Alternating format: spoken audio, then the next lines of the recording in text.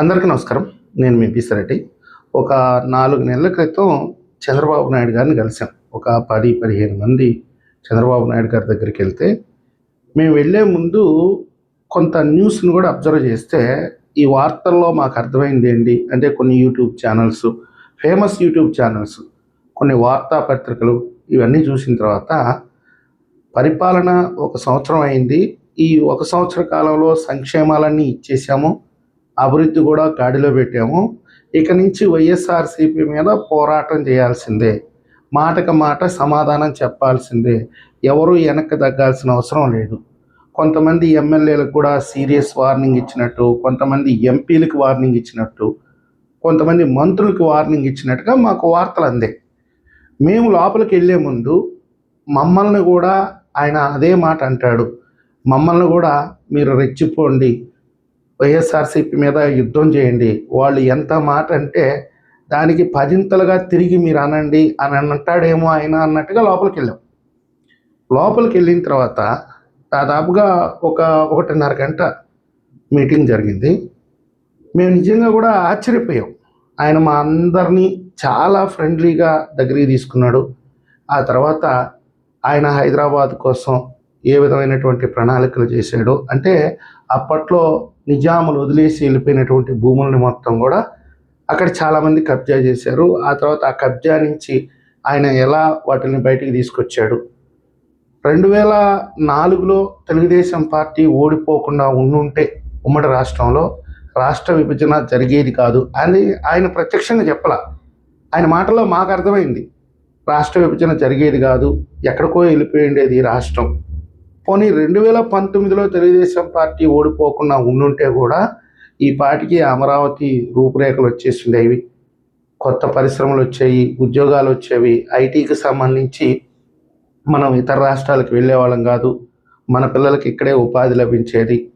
ఇవన్నీ చెప్పుకుంటూ ఆయన ఏం కోరుకుంటున్నాడు అనేది కూడా చెప్పాడు.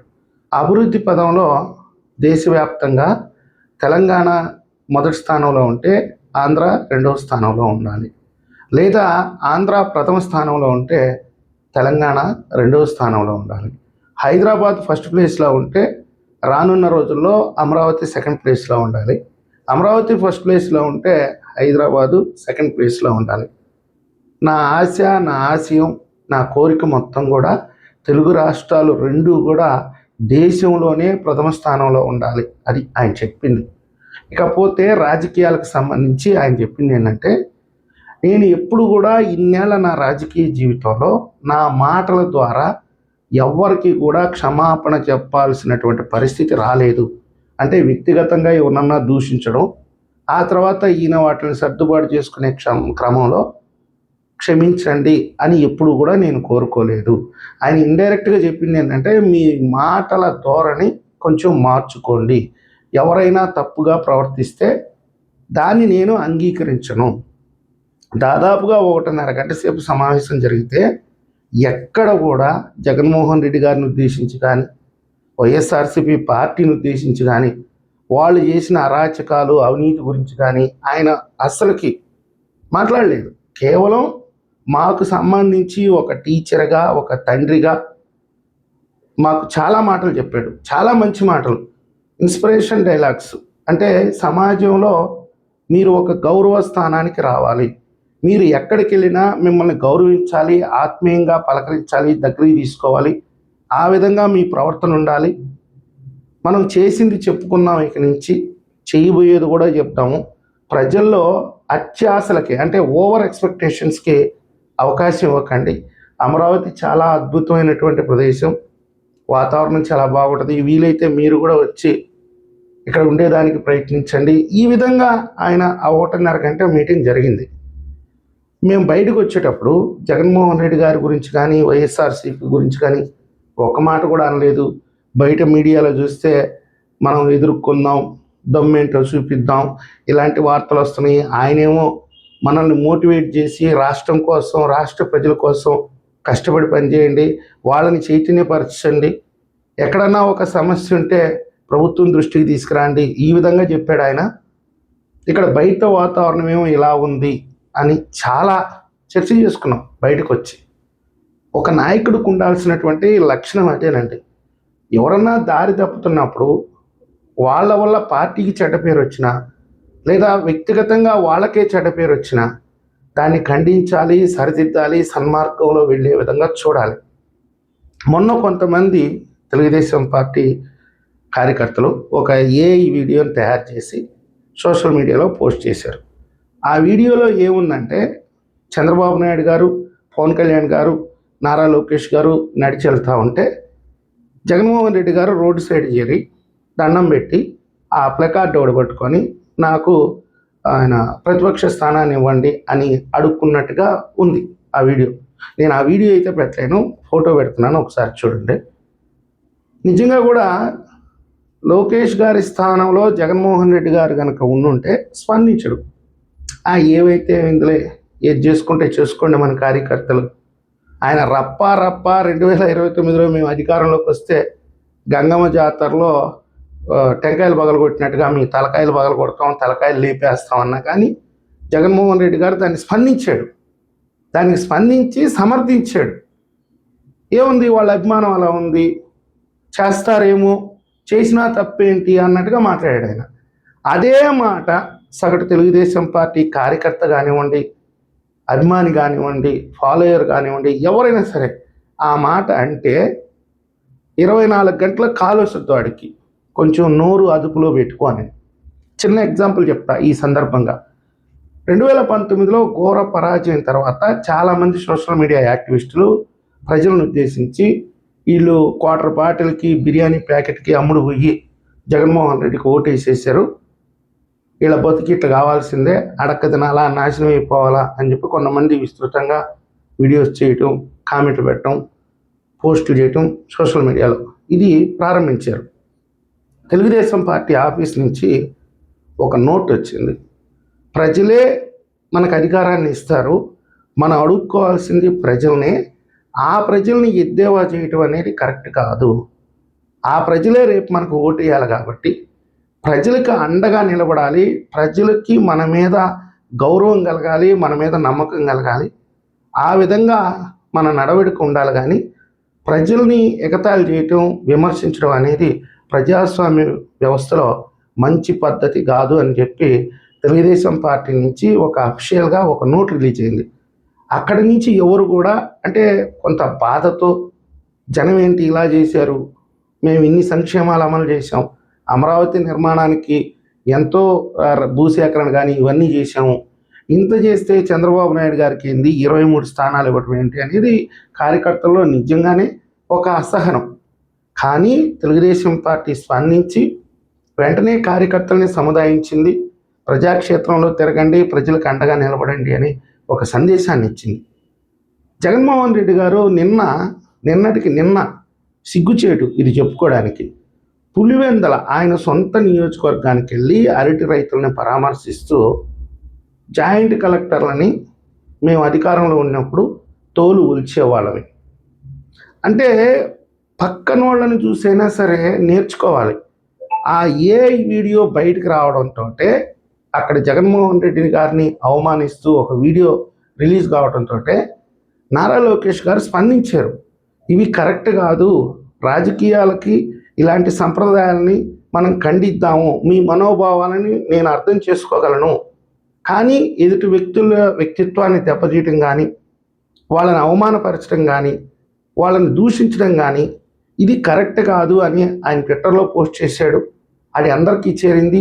కొంతమంది ఆత్మపరిశీలన కూడా చేసుకున్నారు, ఇది కరెక్ట్ కాదు కదా, మన పార్టీ సిద్ధాంతాలకు వ్యతిరేకం కదా అని. నిన్నటికి నిన్న అది చూసుంటాడు జగన్మోహన్ రెడ్డి.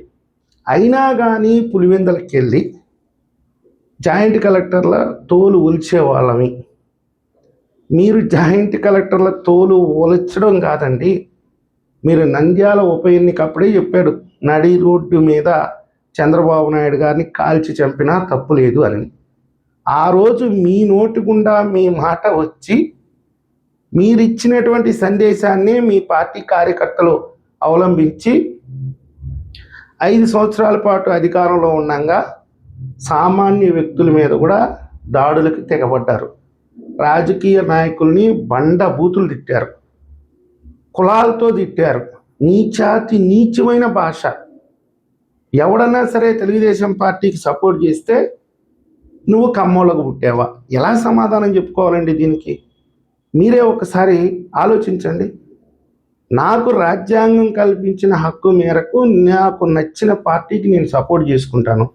అంత మాత్రం చేత నువ్వు కమ్మోళ్ళకు పుట్టావా, లేకపోతే ఎవడికి పుట్టావు, నువ్వు అసలు నిజంగానే రెడ్డివేనా, ఎవడో చీకట్లో ఉండి ఇలాంటి ఆరోపణలు చేస్తే మాలాంటి వాళ్ళు ఎలా నిరూపించుకోవాలి? ఈరోజు సమాజం కూడా ఆలోచించాలి. ఇంకా మార్పు రాలా జగన్మోహన్ రెడ్డి గారిలో. లోకేష్ గారిని చూసైనా నేర్చుకోవాల్సింది చాలా ఉంది. జగన్మోహన్ రెడ్డి గారు సంప్రదాయ రాజకీయాల వైపు అడుగులు వెయ్యండి. మీ నోటు నుంచి మంచి మాటలు రావాలి. వాళ్ళెవరో బెప్పంగాళ్ళు, పనికిమాలిన ఎదవలు, గంజాయి బ్యాచి రోడ్డు పక్కన చేరి రప్పా రప్పా అని 4 బోర్డులు పెడితే మీరు ఆశించినట్టుగానే ఆ గంగమ్మ తల్లి మా బలి కోరుకుంటే బలి ఇవ్వడానికి మేము సిద్ధం. అందులో ఏమాత్రం సందేహం లేదు.